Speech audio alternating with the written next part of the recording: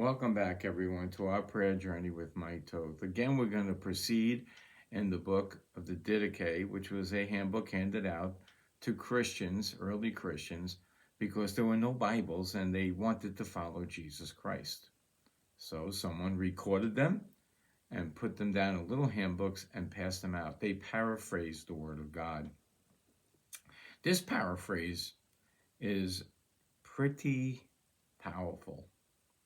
It's not actually a paraphrase of a particular verse, but it's a point made on receiving gifts when those gifts should have not been received by you.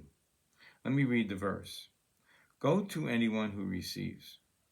Anyone who receives while in need is not guilty.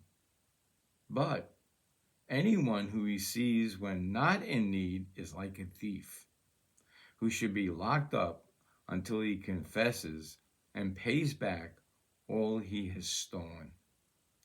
I think this particular verse, which is not a Bible verse, was added because of things that I've had happen to me.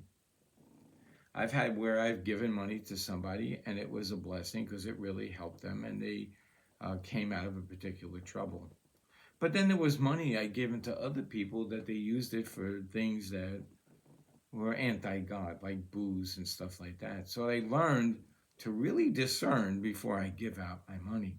Well, this warning is for those people who receive and should not receive because they have more than what they need. It says here, that person, he will not be set free until he's paid the last penny. Nevertheless, it has been said, let your gift wet in your hand until you know to whom you are to give it. In other words, if you got too much, if you got something you didn't deserve, find out who you can give it to really quick so you can bless them and not take any of the guilt. Now, I'm going to tell you a story, though, about a particular time I gave a good sum of money to someone, and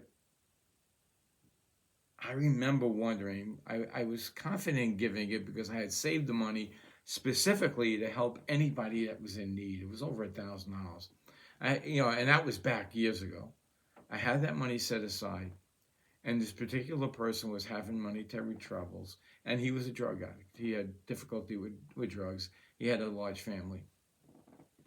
And he needed $1,000 to start a particular job. So I gave him the $1,000.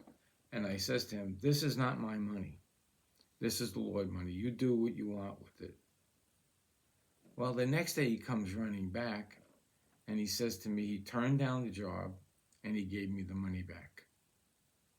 And the reason was, he was a crack addict. And when you see crack, I've worked with people with crack, it is almost hopeless to get out. Now, the last I heard, I haven't seen him in 20 or 30 years, he was doing well at the end. I actually went on jobs with him to keep him from going somewhere and taking drugs.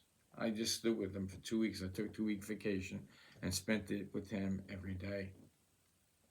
But that is a big change in somebody who is a drug addict, to bring it back and say, I am not going to hurt you, Mike, is basically what he said. So here's the money back.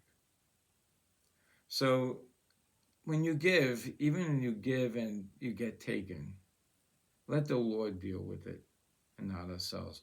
We are to be the Bible that people see and know. And not that we're never going to make a mistake, because we will. But the thing is, if we continually try to follow the commands of God, we will be blessed, and we will bless others, and we will get to heaven, and we will see others that we didn't even know were there, and we had a small hand in it.